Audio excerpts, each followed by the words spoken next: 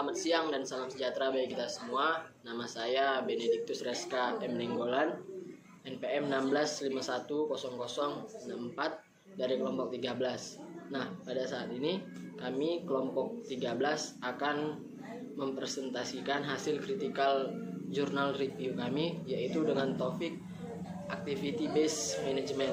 Nah, di sini kami mengutip untuk jurnal utama kami, yaitu analisis penerapan ABM pada perusahaan tahu UDS Prima Kota Batu untuk menaikkan efisiensi dan profitabilitas. Namun pada hasil pembahasan critical journal review kami dengan jurnal utama kami yang telah kami sebutkan tadi, maka kami menemukan bahwa penerapan activity based management yang baik belum tentu juga dapat menaikkan efisiensi dan profitabilitas yang secara maksimal di dalam perusahaan, terlebih perusahaan industri seperti yang ada di jurnal utama kami. Maka di sini kami menambahkan bahwa penerapan activity based management harus juga ada kaitannya dengan teknologi. Mengapa? Karena teknologi juga merupakan salah satu alat di dalam perusahaan, bagaimana perusahaan tersebut dapat memproduksi secara baik dan maksimal dengan teknologi yang canggih. Mengapa ini sebagai jurnal utama kami, dan juga mengapa kami mengangkat satu judul baru, yaitu penerapan activity based management sebagai efisiensi produksi dan untuk meningkatkan daya saing, yaitu karena menurut kami juga penerapan activity based management itu tidak cukup hanya untuk menaikkan efisiensi dan profitabilitas saja, tapi menurut kami juga ketika suatu efisiensi produksi bisa meningkat tanpa memberikan biaya lebih, namun tidak mengurangi apa yang kita beri kepada konsumen, maka di situ perusahaan bisa memberikan sesuatu yang lebih kepada konsumennya. Dan juga pada titik itu juga suatu perusahaan juga bisa bersaing lebih daripada pesaingnya.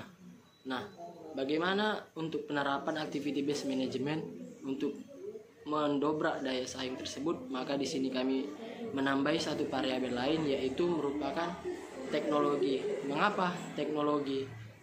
Karena menurut kami teknologi juga sangat berpengaruh pesat terhadap kehidupan manusia, terlebih pada industri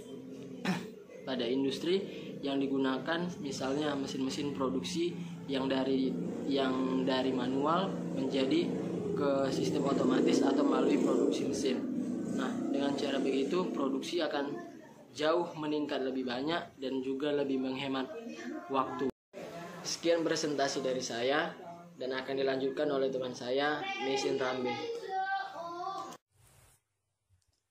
Setelah menerapkan ABC, perusahaan sering melakukan ABM secara luas. Dengan ABM, nilai yang diterima oleh pelanggan menimbulkan laba perusahaan meningkat. ABM mengukur efektivitas proses dan aktivitas bisnis. Bagaimana proses dan aktivitas tersebut bisa diperbaiki untuk menurunkan biaya dan menimbulkan nilai bagi pelanggan. Perbandingan jurnal utama dengan jurnal pembanding 1 adalah: 1. Jurnal utama menjelaskan perhitungan analisis dari ABM.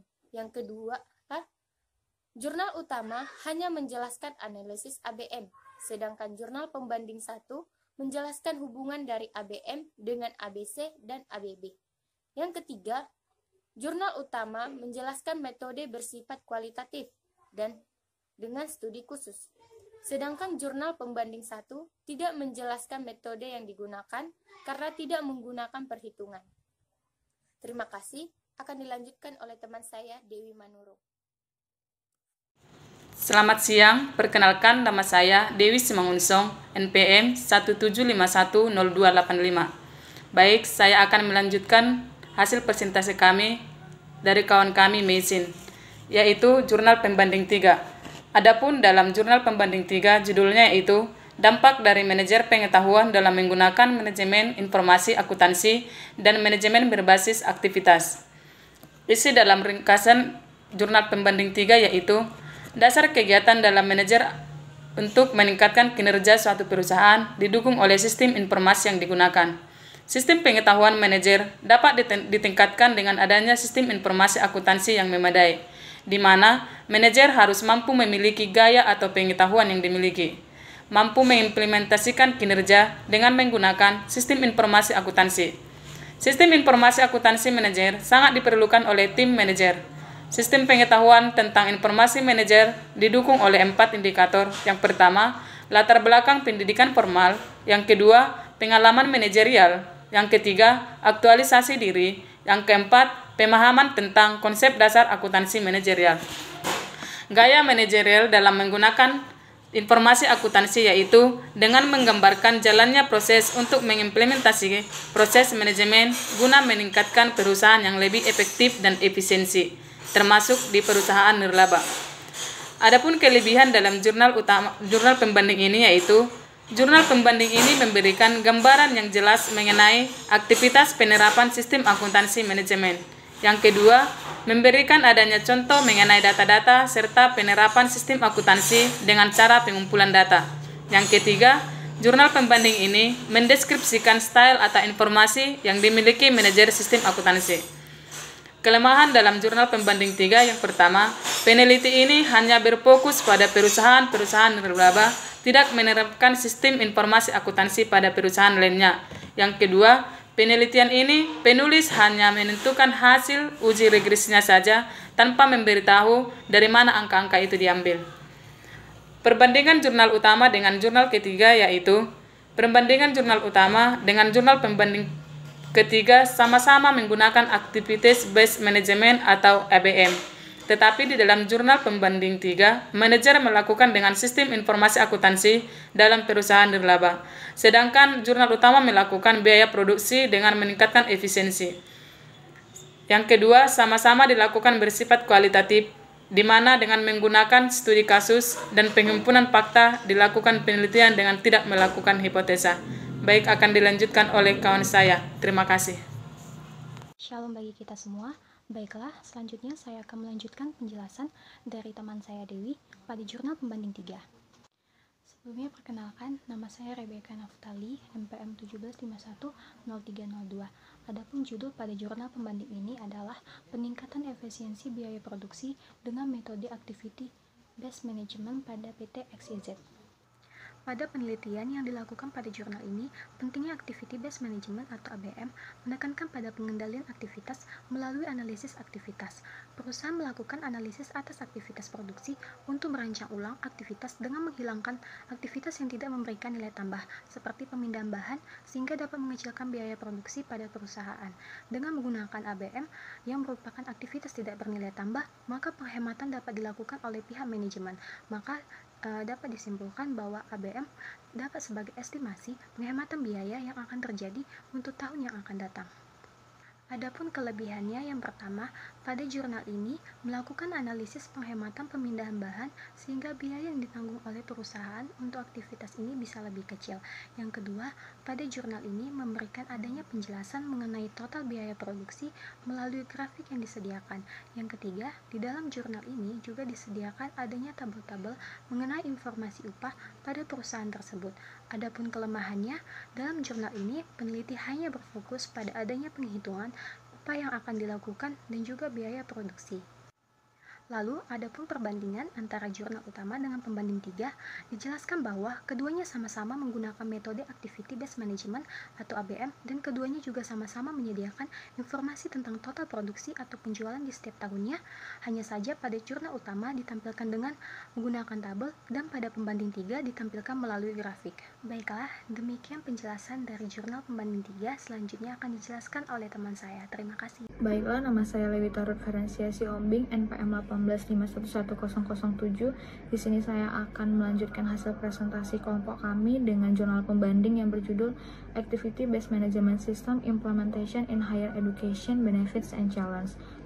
Revolusi digital adalah salah satu perkembangan yang secara fundamental telah mengubahkan lembaga perguruan tinggi, di mana universitas perlu banyak berinvestasi dalam informasi dan komunikasi untuk mengembangkan kampus yang lebih komprehensif dan membantu mahasiswa untuk mencapai tujuan strategis mereka dengan cara yang lebih baik. Jurnal ini membahas dua masalah penting yang berkaitan dengan activity based costing. Yang pertama, membahas bagaimana teknik activity based costing dapat diterapkan dalam konteks institusi perguruan tinggi.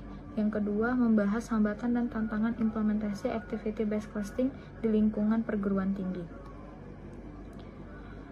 Studi kasus ini menerapkan konsep teknik activity based costing dalam kegiatan bisnis fakultas akademik. Tujuan utamanya yaitu untuk mengembangkan model activity based costing yang dapat digunakan oleh universitas untuk memperkirakan biaya program akademik mereka. Langkah-langkah yang dapat diambil untuk menerapkan model activity based costing yaitu yang pertama, mendapatkan pengeluaran tahunan untuk tahun fiskal yang sudah ada berdasarkan laporan tahunan dana yang dianggarkan. Yang kedua, mengidentifikasi sumber daya. Yang ketiga, mengidentifikasi kegiatan seperti biasa yang ada di universitas, staf akademik yang terlibat dalam kegiatan universitas yaitu seperti mengajar, penelitian, publikasi, dan konsultasi. Yang keempat, mengidentifikasi sumber daya dan kuantitas sumber daya. Yang kelima, menugaskan sumber daya untuk kegiatan, yaitu penugasan antar modal.